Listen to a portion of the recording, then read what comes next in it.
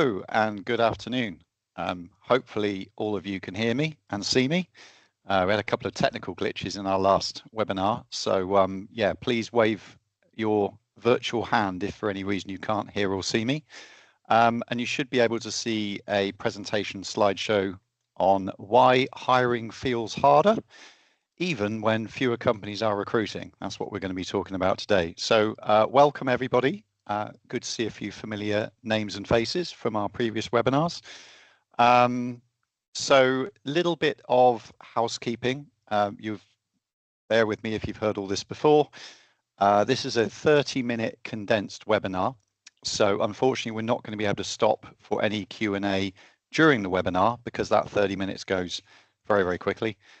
However, we do usually have a few minutes at the end to do any Q&A. So if there's anything you want to ask, please feel free to either wait till the end or if you'd like anything a little bit more detailed, just pop it in the chat.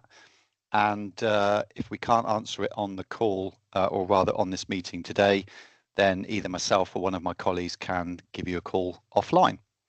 So without further ado, we are going to crack on with today's webinar, which is all about why hiring feels harder. And presumably, some of you might be here because this is what you're experiencing right now. And you'll be forgiven for thinking, what on earth is going on?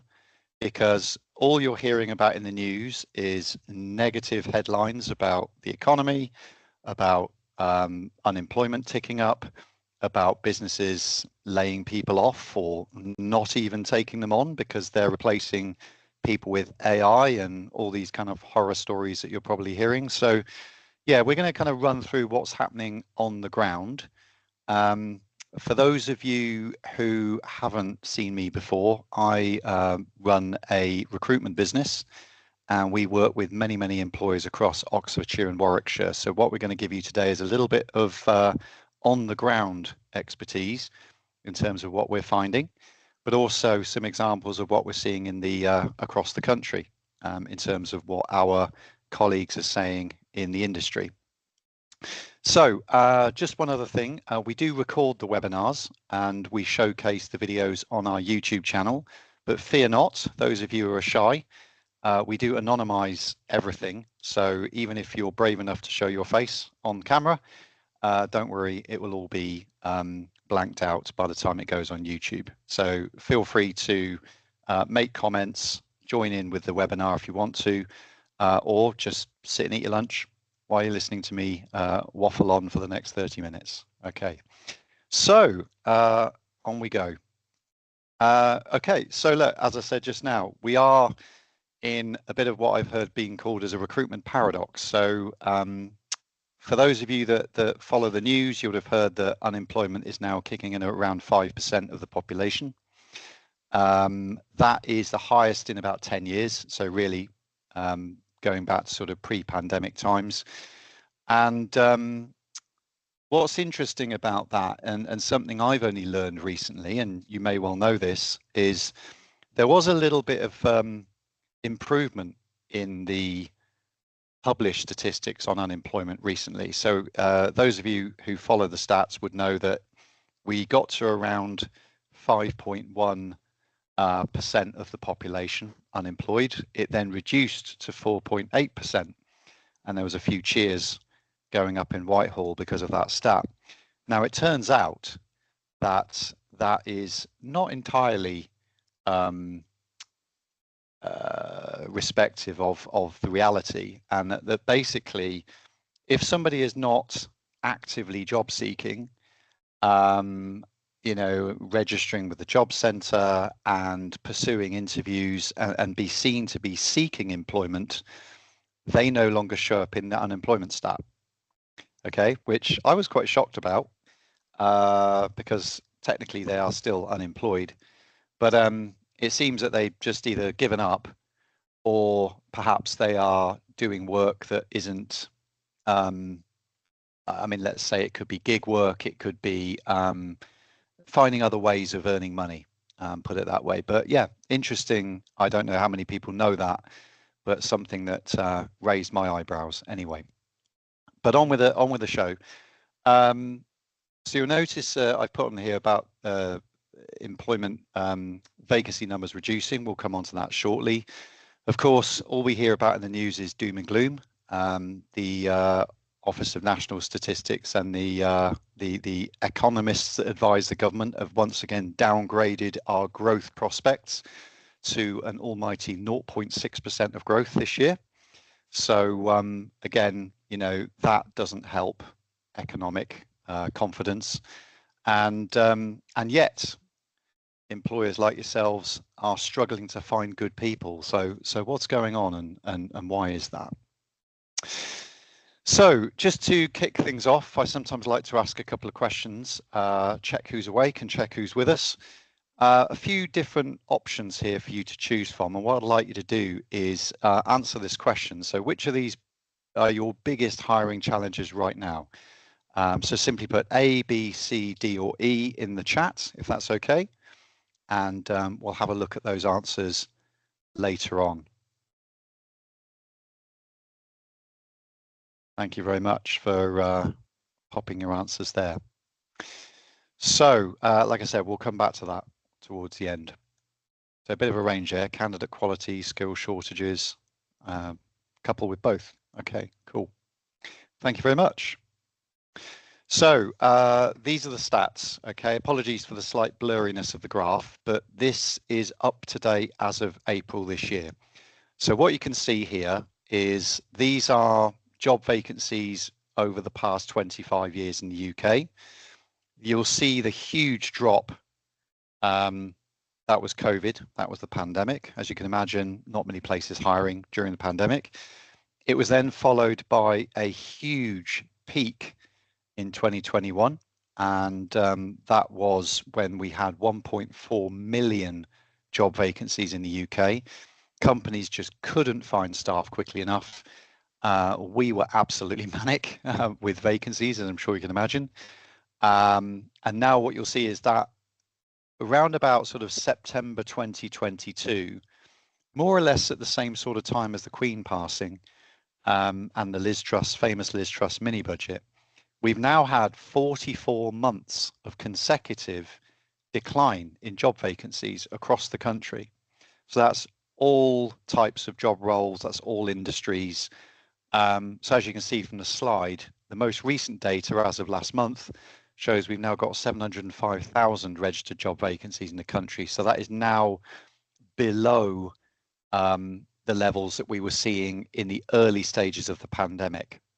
So that's quite significant, as I'm sure you can imagine, you know, thinking about all the businesses that stopped hiring when the lockdowns were announced. So as you see, those vacancies have slowed down. It has been fueled by a number of different things. So that is general economic confidence. Of course, you know, we had a change of government nearly 2 years ago, and it's widely reported, of course, that some of the policies that have come in since, such as, you know, increases in employers' national insurance. We've had 2 increases in the employer minimum wage, so that's gone up by nearly 20% in 2 years, so quite significantly. But also now, of course, the 18 to 21 bracket is now in line with adult minimum wage. So that is pushing up costs for employers, and understandably, perhaps at that level, making them think a little bit harder about whether they need to recruit for those roles or not. Okay, so again, some of you may be very familiar with these stats, but for those of you that haven't seen them before, this kind of really paints a landscape of where we are today. So as we're talking about, you know, just because there's more people on the job market doesn't necessarily mean it's easier to hire. A few of you have mentioned skill shortages when you answered the question earlier. You might be noticing, hence the picture, you are actually still getting, or you are getting more candidates applying for your jobs. Apparently job applications have been increasing by over 30% since 2024. So your inboxes might be overflowing with candidates, but they're just not relevant for what you're looking for, or they just don't have the skills that you're looking for. And this is widely reported. I mean, we get calls from employers, of course, regularly, who come to us because they've posted adverts on, Indeed or LinkedIn or whatever platform it might be. Yes, they've had a lot of applicants, but no, they're just not what they're looking for. So they often come to us to help out at that point. We are seeing more, I think, applications from overseas candidates now. So you may have candidates applying from, the Far East, from India, places like that. Perhaps people that have done master's degrees that are in the UK at the moment, but are now looking for post-graduation roles. Of course, they get 2 years to work on their visas automatically, but then they have to go through a sponsorship process. And of course, the minimum salary now to make them eligible for sponsorship is now around 38,000. So it's not like you used to be able to do, where you could just hire somebody who had a master's degree on a relatively low level salary.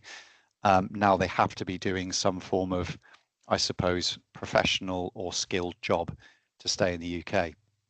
So these are all changes that have come in, policy changes that have come in the last couple of years, but that doesn't stop people from applying. And I would say, just anecdotally, that although we advertise our vacancies for our clients, I would say probably 90% plus of the applications we receive from adverts are largely irrelevant. Okay, so even with all the tools that we've got, we still get the same types of applications that you guys get. So we tend to headhunt most of our candidates for our clients, and that's what we do most of the time now. So I mentioned this just now in the previous slideshow. If you are getting a lot of applications, one of the things that is happening or has happened over the last couple of years is the big job boards. So I'm talking about your Indeeds, your CV libraries, your Reads. They have implemented a lot of tech that makes it incredibly easy now for candidates to apply for jobs, often with one click. So you can imagine, somebody's had a bad day at the office, they get home, they just start rifling through the job boards, click, click, click, click, click, click, click, and next day you open your inbox and you found, wow, okay, I've got a load of applications. You start ringing them up, you start reaching out to them, and they don't respond. It can be really frustrating, and yeah, it's all part of the fact that people don't have to perhaps think as much, or they don't have to necessarily apply as much. They don't have to do as much, I suppose, to apply for jobs now. So it's like, oh, I just fire off a load of applications and not really have to think too hard or even read the job spec sometimes. AI is obviously creeping in. So we've now got these situations where people are using AI to create their CVs. They're also using AI in some cases to even apply for jobs for them. For those of you who are quite tech-minded, you might have had a go at creating an AI agent. So this is a small program that you can create in Claude or ChatGPT that will basically run errands for you. So you've now got job seekers that are asking their AI bots to apply for jobs for them. And of course, that thing can run 24/7, 7 days a week, doesn't need to sleep, and it just keeps pushing out job applications left, right, and center. And I'm sure all of you have had those candidates that seem to apply for every single job that you ever advertise, irrespective of what the job is asking for. So yeah, we get those too. So yeah, so you kind of, I suppose, to kind of recap on all of those things, it's a bit of a perfect storm. You've got a lot of candidates looking for jobs that maybe don't have the qualifications. You've got a lot of candidates utilizing the tech that's out there, both AI and also what the job boards are providing, to be able to spray their CVs out to a lot more places quicker. You've also got a situation where if people are unemployed, they are desperate to find work. And I don't think you can look at a page of LinkedIn right now without seeing people literally telling you how difficult it is right now to find a job. So it's a real strange situation that we find ourselves in right now. So for those of you that are kind of thinking, okay, well, that's great, but where does that leave me? We, of course, as part of our job, we're talking to candidates all the time. Okay. Not just people that apply for roles for you, but equally people who are just looking to talk to us, want to register, want to know what's going on out there. These are, I suppose, the key things that most people that we talk to are looking for right now. Okay. Flexible working is key. That can also mean hybrid working. So if you came along to our hybrid webinar last month, we talked a lot about why hybrid working is still important to a lot of professionals. We talked a bit about company culture. Job security, of course, as you can imagine right now, is key. Salary is important, but it's not often as important as some of those other considerations. So what we are seeing now is candidates are putting a little bit more thought and doing a bit more due diligence before they're really thinking about whether they want to go for a job. And you can imagine, can't you? You know, if someone's been in a fairly safe job for a number of years, we're approaching them as recruiters saying, hey, you know, come and have a look over here. You know, the water's warm, come and jump in. They will want to know a lot more and do a little bit more thinking before they decide whether that role is suitable for them or not. And this is where, and we'll come on to this in a little while, this is where you can really help yourselves in your talent acquisition and your candidate attraction processes. So we'll come on to that in a moment, okay? Just to briefly touch on salary, often one of the things we are seeing at the moment, and this does make sense from a commercial point of view, is we are seeing employers trying to recruit for roles, but the salaries they're offering now perhaps haven't changed for a few years. Okay. But of course, within that last few years, there's been an enormous change in things like, you know, the cost of living. So, you know, we all know about increases in energy prices, food prices. You know, if you're renting a house, rents have gone up through the roof. Council tax goes up 5% every single year, and it will probably continue to do so. So all of these things mean that those salaries that you perhaps benchmarked a few years ago may be well behind the pace of what's in today's market. Okay. So if you're thinking, well, look, you know, we're looking to recruit an entry-level salesperson, for example, someone to do, you know, business development or telesales, just something like that. Maybe 3 or 4 years ago, you could have got away with paying a basic salary of maybe, you know, 25, 26,000, perhaps with some bonuses on top. Honestly, if you try recruiting at that level now, you'll be getting very, very, very slim pickings. And often what we're finding is if the salary doesn't start with a 3, you know, there's very little interest. You know, even thinking about some of the roles that we thought, you know, that we've worked on recently that ordinarily you would fill quite easily. We're talking things like, you know, customer service advisor roles, straightforward office-based hours, just need a year or two's experience, salaries being offered of sort of 26 to 28,000. It can be quite hard to get people to come to the table. And that's because they're probably earning the same at the moment. You're a brand new employer, so there might be a risk attached of moving jobs. Perhaps they've already got their 2 years service. Now, I appreciate that's been reduced to 6 months, but they are going to be stepping into a probation period. And of course, you know, with the minimum wage creeping up, with minimum wage on an average salary of now being around 24,000, if you're only offering an extra couple of K on top of that for an entry level role, people are thinking, oh, well, hang on a minute, that's only a little bit above minimum wage. So all of those seeds of doubt creep in and might make it more difficult to recruit. So I guess what I'm saying is right now, cash is king. Okay, so especially at that entry level, once you get to, you know, senior roles, you know, leadership roles where you're talking, you know, 80, 90, 100K, the differentials aren't so great. But If you're recruiting at entry level, so if you're looking to dip into the grad market, yeah, it still needs to be sort of mid to late 20s really, as a minimum, especially if you need them to drive and get to different locations.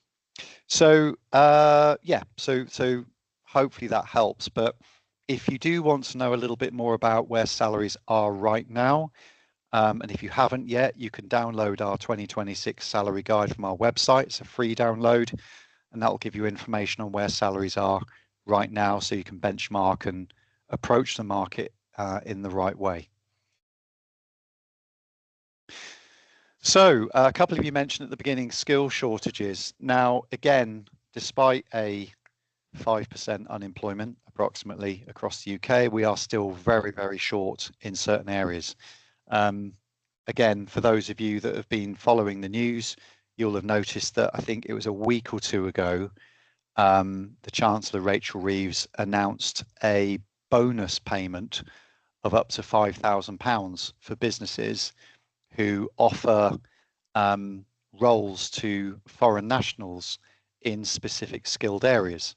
So if you are having difficulty recruiting engineers or doctors or tech roles, that is a subsidy now that the government are looking to offer to perhaps offset some of the costs of employing foreign nationals. I know there's various different schools of thought on that, and I'm not going to get on my political soapbox. But yeah, that's something that you might want to look at if you are having difficulty recruiting for particularly technical roles and you want to reach a more global candidate base. So yeah, so I mentioned this just now. So again, as we're seeing on the ground, candidates are putting a little bit more thought into when and where they move to. It is taking longer to recruit people. So if you're thinking, great, I'm going to go to market, I'll put our ads out, or I'll contact some recruiters and they can go through their magic Rolodex of candidates. Don't be surprised for a full recruitment process to take anything up to about 8 weeks. We've definitely seen an increase in how long it's taking to get candidates to come to market. I mean, even if I tapped people on the shoulder today on LinkedIn, some of them probably will take a few days to even come back to me. Some will want to have 2 or 3 or even more conversations about a role before they decide whether it's right for them or not. And even then, if they're in a role, it's only at the point where they have to commit to doing something like a job interview, for example. Maybe they need to take time off or they need to schedule something. That's the point in time that they will really think, do I want to go for this job or not? Do I want to put myself out? So if you're in talent acquisition or recruitment is a big part of your role, and again, we talk about this in our interview skills webinar, do make sure you're having touch points early with candidates. So if you do see a good looking CV, see if you can get hold of them same day or the next day. So strike while the iron's hot, just have that initial 10, 15-minute chat. And then try and schedule interviews fairly quickly. You know, if you know you've got decision makers off on holiday for a couple of weeks in July or something like that, try and get those interviews in either before or at least have a couple of touch points with those candidates before those holidays happen. That way you've got a little bit more of a chance of keeping hold of them, because of course every single day that goes by they're getting other carrots dangled in front of them potentially by other employers, again especially if it's a highly skilled job in a competitive market.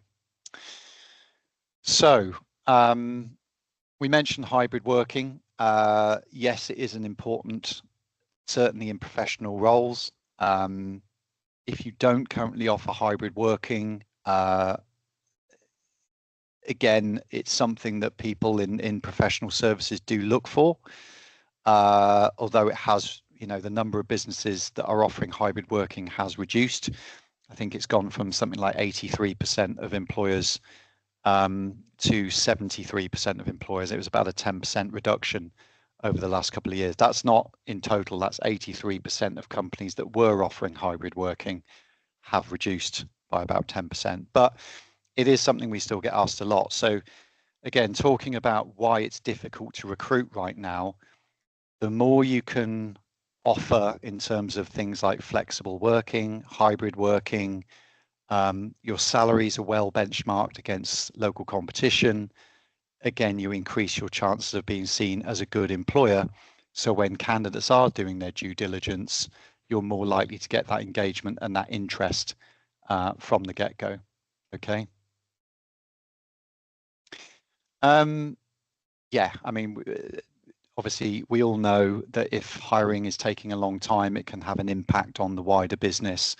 One thing I would like to mention actually is, and something we've talked about before, is the difference between strategic hiring and reactive hiring. So reactive is when, of course, someone hands their notice in and then you go, oh, okay, great. Well, not great, but we need to dust off the job description and go out to market, and now we need to recruit. Now, bearing in mind what I said a couple of slides ago about the process can take now anything up to about 8 weeks on average. If you're hiring reactively, of course, you're much more likely to have those gaps whereby you haven't got somebody in situ doing that job, which, as we've mentioned just now, can cause pressure on the business. Something which we're really advocating for our clients to do, and if I am more than happy to talk to anyone about this if you want to offline, is what we call having a strategic hiring plan. So if you think about the next, say, 12, 18 months within your business, have a look at over the last couple of years, where is the turnover in the company? Okay, which roles do we tend to recruit for more often than others? And if you notice there's any patterns, if you've got particular departments where you tend to churn people every couple of years, for example, it's not a bad idea to actually have a sort of ongoing recruitment process going for those types of roles. So effectively what you'll end up doing is creating a talent pool of people who have spoken to someone within your business, so have a touch point and had a brief chat with either a hiring manager or recruiter within your business, but then they kind of go into a bit of a holding pattern so that when those jobs are available, you've got an immediate list of candidates to go back to. Now, appreciate they may not all still be available, but you've got some people there that you can immediately dip into, thus reducing your hiring process timescales quite considerably. Again, more than happy to have a chat with anyone offline about that if they want to know how that works and how they can put that in place. But it does save that sort of feast and famine situation where you know what's going to happen. As soon as you need somebody, you can't find them. And then it's sort of panic stations, or you end up reducing your requirements, or you end up finding candidates that don't necessarily tick all the boxes. And yeah, all of the sort of issues that might throw up. As I mentioned on this slide, often good recruitment experience is just doing the basics well. You wouldn't believe how many candidates complain on LinkedIn that they go for actual interviews and they don't get any feedback and just hear nothing from clients. So do make sure you're getting hold of people, do make sure you're getting back to people, especially if they've made the effort of coming for an interview. I think that's absolutely shocking if people go for an actual interview and don't ever hear anything back. It's just rude, if anything. So do make sure you're doing the basics well. And like I said before, if you would like any help with your employer branding, with putting together job descriptions, with benchmarking salaries, we don't charge for that. So feel free to pick our brains, download any documents off our website, or if you want to join any other webinars or view any other webinar topics on these subjects, you can have a look on our YouTube channel. Drop me a line, I'll send you the links to make that easier for you. So a few little steps, we are running out of time, things that you can do now. So again, go through your hiring processes at the moment. Are your salaries benchmarked well for the local area, or are you 3 years behind? And that's why you're not getting applications. Make sure your communication channels are really easy for candidates to get hold of people within the business, make it easier for them to speak to you. You can even put some automated chats and responses on your website using AI. Make sure your careers page, if you've got one, is up to date and you haven't got old vacancies on there from 6 months ago. All of those simple steps, like I said, doing the basics well can help to elevate your recruitment experience and your candidates' recruitment experience, but also make you look like a much more attractive employer compared to all the ones out there that are doing it badly. And believe me, there's quite a few. Okay, so I appreciate that's a bit of a whistle-stop presentation, but as I said, more than happy to chat to anyone offline if you just want to have a deeper discussion on any of those topics we've covered. Okay, so what are we covering next month? Well, we mentioned AI. It's a huge topic, as you know, and specifically AI in recruitment. Is AI making recruitment better, or is it making it worse? So we're going to be having a look at what candidates are doing to use AI in their application processes, where AI can improve your recruitment processes, and yeah, we'll be looking at what's going on right now and what steps you could potentially put in to save yourself some time, but also again improve your candidate experience, all with the aim, of course, of helping you hire the people that you need. Okay, so if you want to sign up for that one, that webinar is now available for you to sign up to on our website. So just click the link there or visit our website, and yeah, hopefully we'll see you at that one as well. Okay, so we've got a little bit of time for some Q&A. I'm going to stop sharing the screen. So if anybody wants to ask me any questions, pick my brains, if you've got a couple of minutes left before you've got to get on with the rest of your day, feel free to raise your virtual hand, and yeah, I'd be more than happy to answer those questions for you. Don't be shy. Feel free to fire away if anyone's got any questions.